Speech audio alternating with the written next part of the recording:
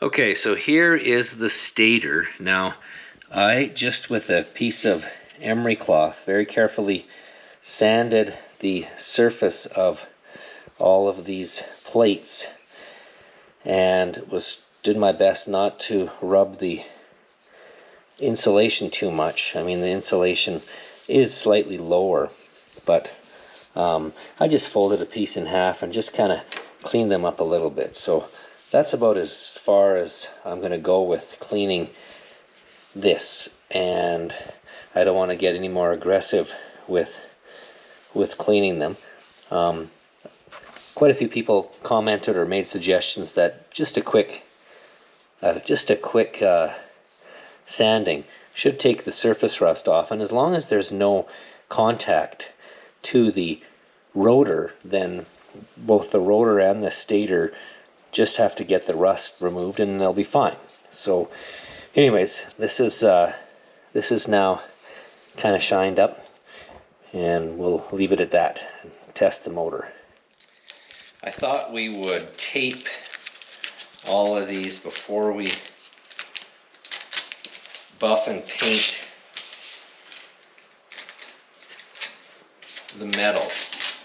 I don't want to get any more paint on the windings, and just thought I'd clean these up a bit and give them a little bit of a fresh coat of paint. And of course I don't want to get paint on my freshly cleaned stator and rotor, so we'll just do this, make this nice. I'm not much of a painter, but we'll see if we can give her the old spray can rebuild.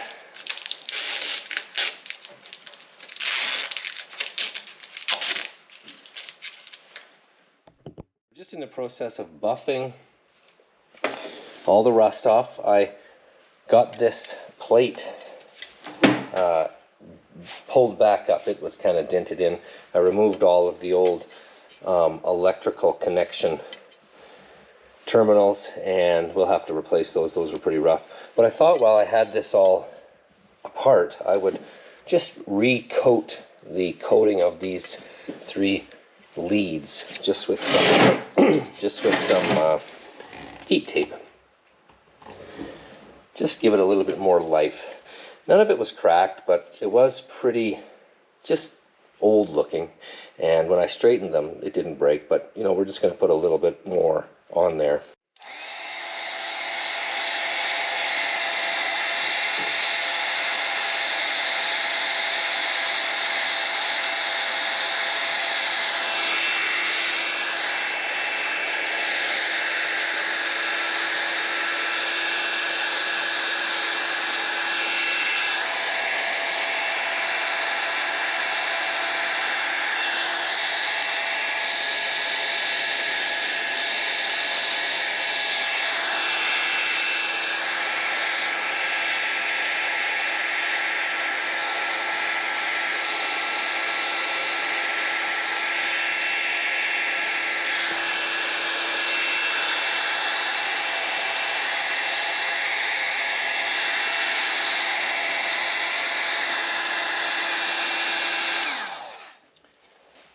Okay, so I've buffed this, I've taped this off, and now we need to remove these. These are broken studs for holding the shielding, the weather guards on. So there's two broken ones here, and then there's one broken one on the far side. So I think I'll pull these out, then we can give this a coat of primer and a coat of paint. I did find some rather interesting, which side were they on? Oh yeah, here we go. So I did find some stamps.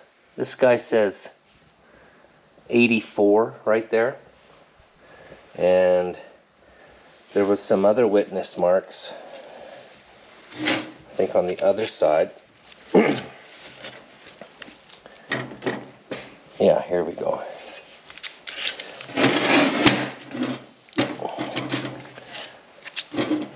So there was a, again, it looks like a, maybe this says 83. This has an M and a triangle with an F and a C, and then I'm not quite sure, maybe this is the way it goes. I'm not quite sure what that symbol is. Kind of looks like open scissors. Yeah, that says 83. Anyways, interesting. Fine little delicate stamps of some kind for some reason. Anyways, we'll keep on keeping on. Okay, we're going to try to remove these two studs.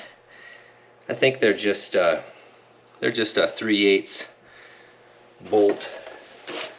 It's coarse thread, and that's probably why it broke off. If it was fine thread, it would have been just fine. So I'm going to just build up a little pile, and then I'm going to just take some of these nuts and put them on there and weld them on. I've put some leather gloves, old leather gloves all around, just to stop any sparks from landing in the wiring and in the stator there. So I'm just going to try to carefully build this up, spin it out.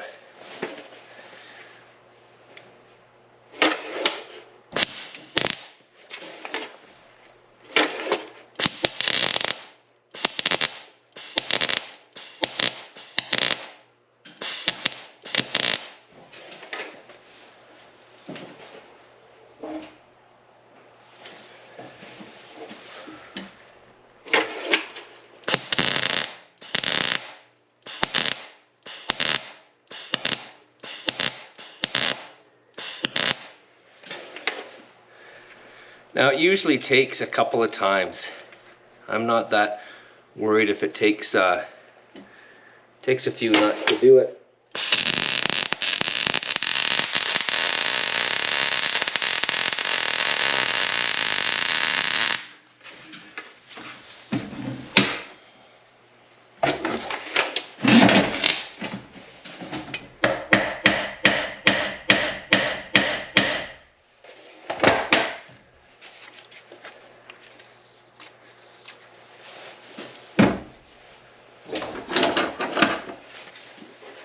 And then the secret is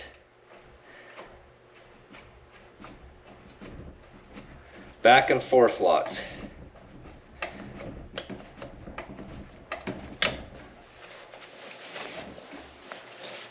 Okay, well, he didn't take. But we'll just keep doing this, and eventually it'll come out.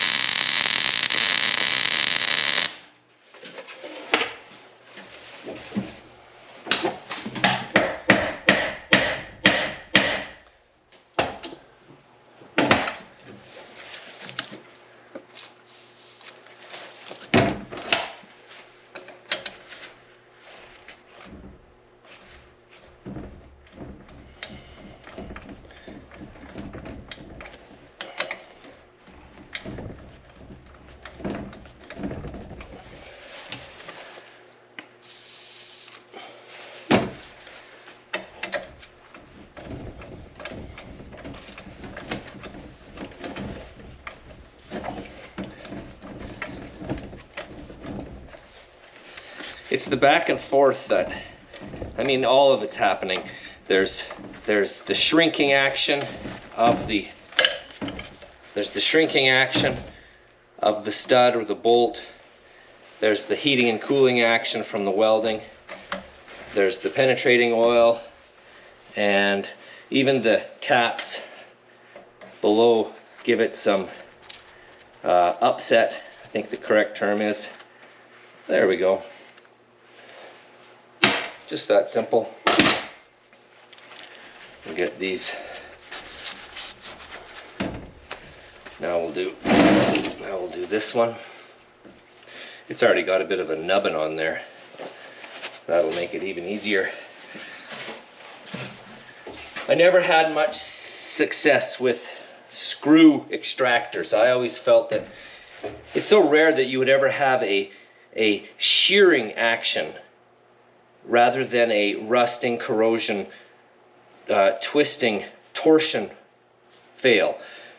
How many bolts do you actually see that get sheared off where you could then drill in and spin them out with a screw extractor? I found that the screw extractors just put even more force outward by stretching the bolts or the studs into the base material, because of course they're pulling themselves in, or you hammer them in, and then if you do break them off, well, now you're trying to extract a hardened steel or a high carbon steel, or sometimes carbide. So I never liked them.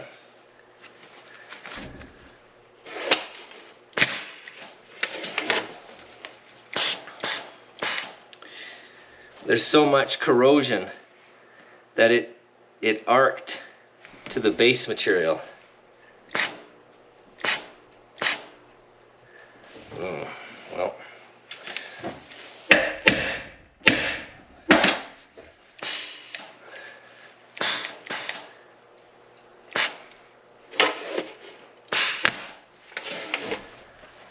Yeah, you're gonna be stubborn.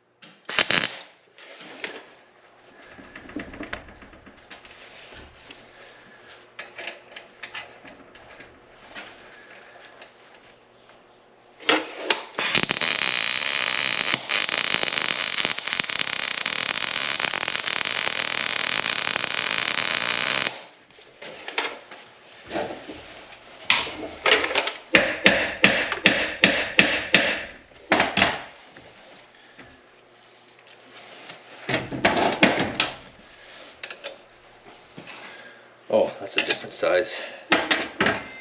Okay. We'll get the all 16ths.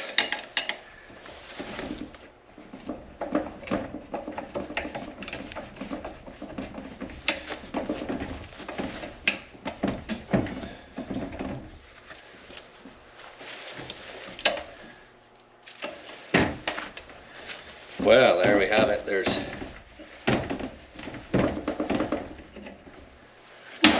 two.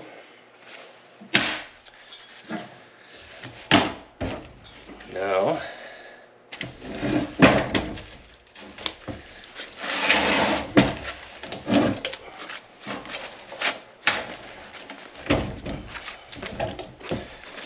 okay, here we go.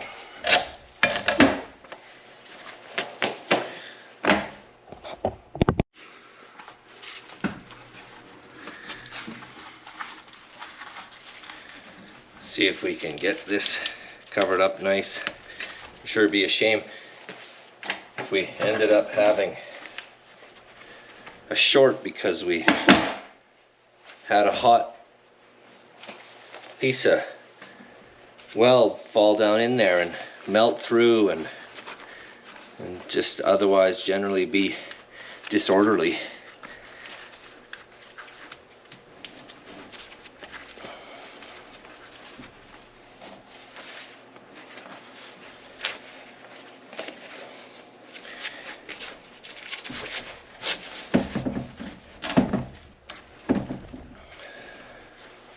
This one's seemingly giving you the middle finger.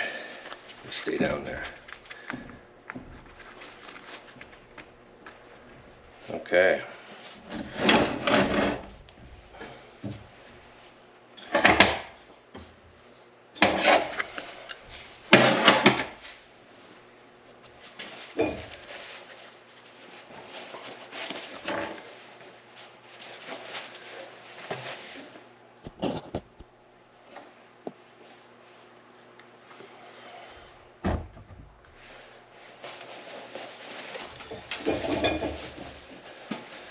Okay, build it up.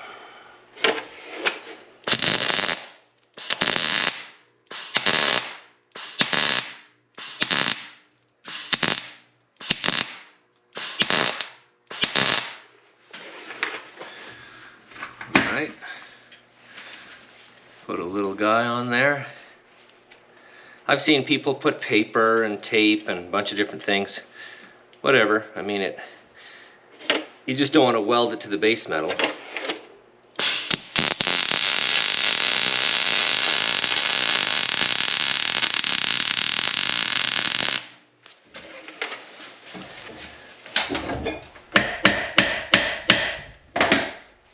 Couple of taps with the magic hammer.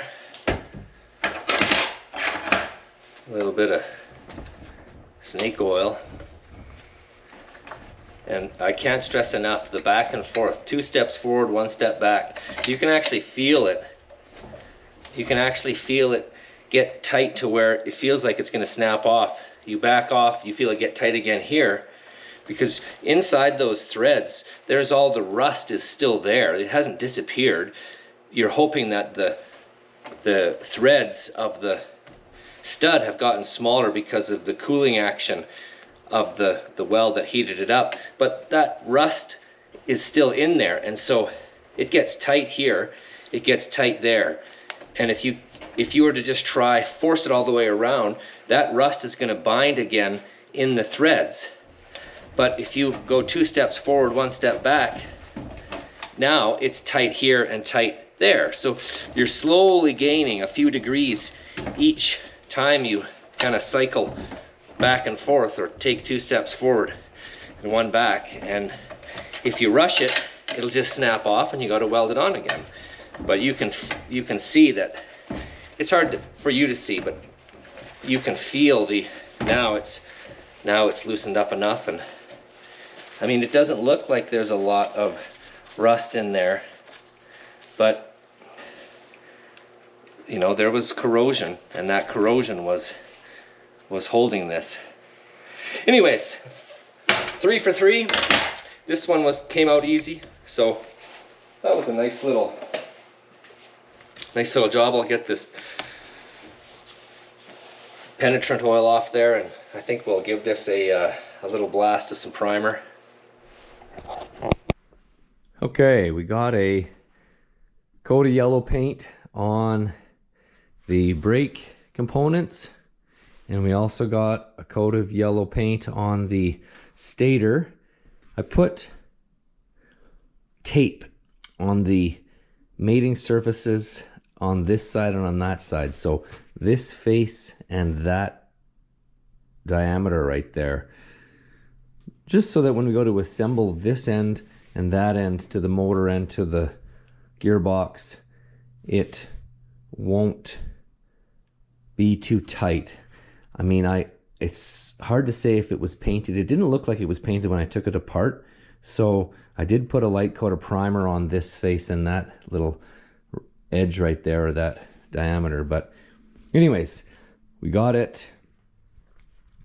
It's first coat, and yeah, it looks pretty sharp. So stay tuned. We'll get into the rest of the brakes, and we'll get into the rotor, and then yeah, we'll get into the gearbox.